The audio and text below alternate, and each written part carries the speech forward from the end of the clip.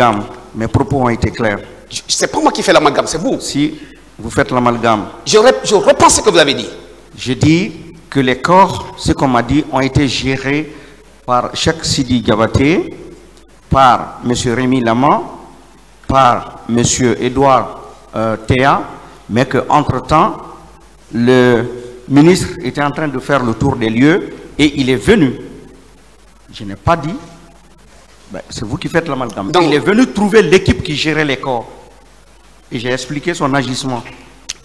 Selon l'information que vous avez reçue à l'époque où vous êtes en train de parler de l'existence de ces trois personnes, colonel Rémi Lama, et etc., etc., quel était le poste ou quelle était la position de colonel Rémi Lama à l'époque?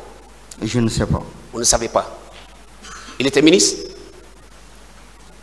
Quoi? Au moment où vous êtes en train de le citer. Au moment où je faisais la déclaration, il était ministre de la Santé maintenant, mais au moment des faits, je crois qu'il était médecin militaire. Médecin militaire. Oui. Et à quel moment il était ministre de la Santé? Je ne le sais pas. D'accord. Par rapport à l'arrivée de M. Abdoulaye Chérif Diaby, selon ce que vous dites, et selon vos informateurs, si je pose parler ainsi, alors, vous dites que quand le colonel est venu, puisqu'il faisait, selon vous, un contrôle dans les lieux, vous dites qu'il a craché sur les corps. J'ai parlé de visite, pas de contrôle. D'accord. Qu'il a craché sur les corps. Cette information, en dehors de la salle d'audience, en dehors du public, est-ce que vous avez une source fiable, M. Sidibé, pour que vous puissiez communiquer cette source-là au tribunal pour la manifestation de la vérité? Puisque c'était un appel téléphonique, je pense. Oui ou non? Oui. De toute façon, si vos archives dans votre radio sont parties en l'air... Monsieur, on ne parle pas de la radio, je n'étais plus à la radio en 2020-2021. S'il vous plaît, et attendez que je finisse. Prenez patience, souffrez un peu de m'écouter. Je vous en prie. Bien. Si vous avez dit tout à l'heure que vous n'avez aucune trace par rapport à vos archives de votre radio, d'accord.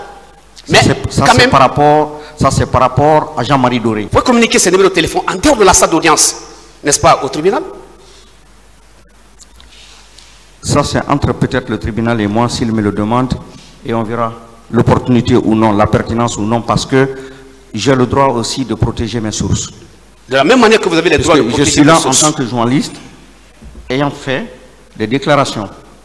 Alors, donc, j'ai le droit, en ma qualité de journaliste, de protéger mes sources. De la même manière que vous avez le droit de protéger vos sources d'information, nous, avocats de la défense, nous avons le droit de savoir par quel moyen que vous avez procédé à cette information que vous avez échangée. C'est ce qu'on m'a dit que j'ai relayé pour alerter. Mais c'est qu'on vous a dit. Cette information n'est pas vérifiable. Vous prêchez le faux pour aboutir à une information qui n'est pas fiable. Est-ce que vous êtes sincère avec vous-même? Je le suis, oui.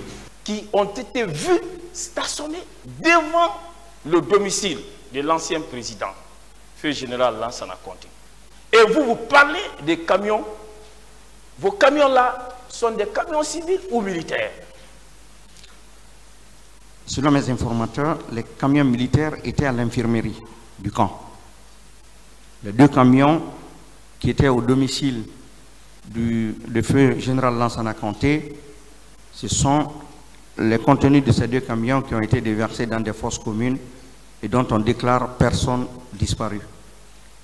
Okay. Selon mes informateurs, les trois camions étaient à l'infirmerie. Est-ce que c'était des camions militaires, ce qu'il veut savoir? Non, selon ce qu'on m'a dit. C'est ceux qui étaient à l'infirmerie qui étaient des camions militaires, selon mes informateurs. Au domicile du feu général, c'était des camions civils, deux camions. Mais conduits par des militaires. Oui, ok. Qui étaient conduits par des militaires. Par des militaires. Oui. Il y avait combien de corps? Je ne saurais le dire, ils ne me l'ont pas dit.